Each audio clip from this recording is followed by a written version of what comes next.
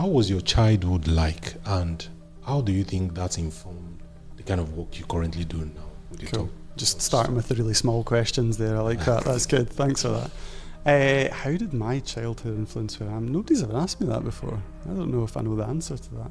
It's probably worth saying that, like, I have no great founder story and don't come to any podcast that I've ever been on with any great preparation. So if I go on lots of tangents today, that'll give you an insight into that.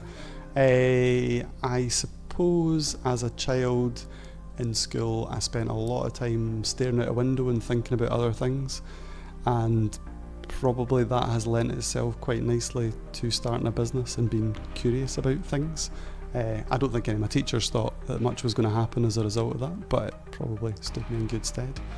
Yeah, I don't know if I've got any childhood influences that have affected where I am just now. I did I worked from a very young age, so I had like multiple paper rounds when I was like 10 or 11. Impressive. Used to do things like buy chewing gum with like collectible cards in the pound shop, and I'd buy like a packet of them and I would sell them door to door in the housing scheme that I grew up in. So I was always interested in like the concept of running a business and being entrepreneurial. I don't know if I knew what that would look like. Probably the manifestation of it was maybe like when I went to uni. I sold trainers from my bedroom online, very early internet. Wow. And that was, it's probably my first taste of like properly running a business. So yeah, I've kind of gone from selling trainers in a bedroom and selling stuff door to door to this now. So yeah. That's impressive. You know, for you to be able to do that at that young early age. What did you think pushed you to start doing that at that young early age, when most people are not, concerned about or bothered about that? What's influenced your wanting to make cookbook? That's a nice way of putting it. I'm a fifer. Fifers are traditionally a bit tight and like money, so maybe that's part of it. Part of it is also just like I liked the concept of like running your business, even if it's quite small. So like the idea of it was always interesting to me. It was interesting to have a chat with someone today about like running your business and profit and how important it is. And I think there's often a bit of a kind of naive story where people are like, money's not important to me. And I think like that's like a very privileged thing to say. And it's a very privileged thing. It often comes from people who have not often had to worry about money in their lives. So money's important up to a certain point of like, can you feed your family? Can you pay your rent or your mortgage? I think once you get to a certain point, it becomes less important. And I don't mean you need lots of materialistic things, but for me, I think it's quite naive to say that money's not relevant. But I think for me, it's never been the biggest driver. So yeah. That's nice. I think I really love the way you balanced it, because you see people in both extremes. People who say money is not important, you don't need money, just do good things. And you also see the extreme end of capitalism, if I will dare to call it that, who think money is everything. I do love the way you balanced it. So from your experience running your company, has there been a day that you felt, I can't do this anymore? More than one day. Tell me about it. I suppose, the biggest transition for me has been the change from being a freelancer. So when I started out, I was a freelancer, and it was quite nice, it's quite flexible. Any kind of form of growth that involves other people involves really nice things, because you get to work as a team and you get to figure things out together. Also, managing people is a challenge. Being a boss is a challenge. I've probably been annoying to work for at points in time as well.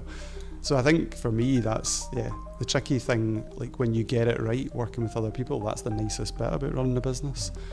The bits that provide the hardest points are the bits where that doesn't go so well and you're not on the same page about expectations and what you want from each other. I think, I don't know, like I feel really privileged in the fact that I get to work with nice charities and nice people, and I don't mean that in like a soppy kind of gushing way. It's like we've not really had many clients who have been a pain in the arse. And most people I get to work with are very nice, they're very passionate about the work that they do. And I guess going back to your point about money, it's like most people I work with in the charity sector are not motivated by money, but there's still this kind of unhelpful narrative that people who work for charities shouldn't be paid anything, or it should be run by volunteers completely, or why is their money being spent on admin or overheads, and like just understanding the hard work that people put in the charity sector, and actually that salaries are often not that great for the work that's being done as part of it. So yeah, challenges are always people, but I might be the person in that equation that is the challenge rather than my staff.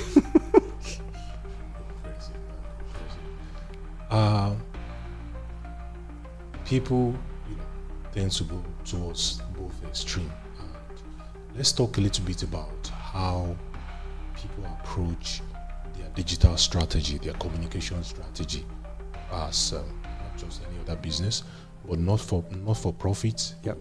And the kind of people you work with. What is one thing you see that most of them get wrong every single time, maybe before they start working with you? Yeah, I mean, for me, the biggest thing is leadership. So we've been doing quite a lot of work since 2016. I've been running the SCVO Digital Leadership Programme with Maddie Stark at SCVO. So for those who don't know, who are listening, it's the umbrella body for charities in Scotland. We've worked with about 300 charity chief execs and senior leaders. Yeah.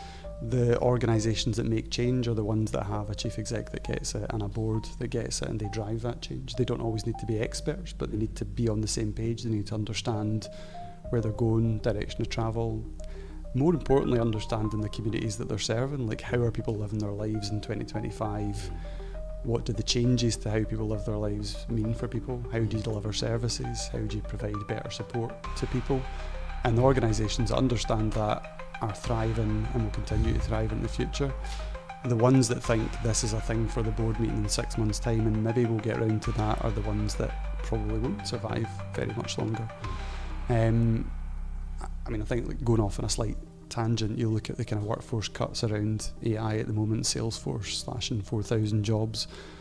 We're seeing these kind of big hits in the tech sector first because they're the most AI-focused, AI-first organisations. We're going to see it across others where, admin, finance, anything where there's a repeat process, that's going to have a massive hit in organisations, and organisations that are not ready for that change and reskilling elements of the workforce so they can retain people in good positions are probably not going to exist, or they certainly won't exist to the same level that existed previously. So for me, good leadership and being bold and taking the right kind of risks is probably the most critical part of this, that people don't need to be experts. Your chief exec doesn't need to be an expert.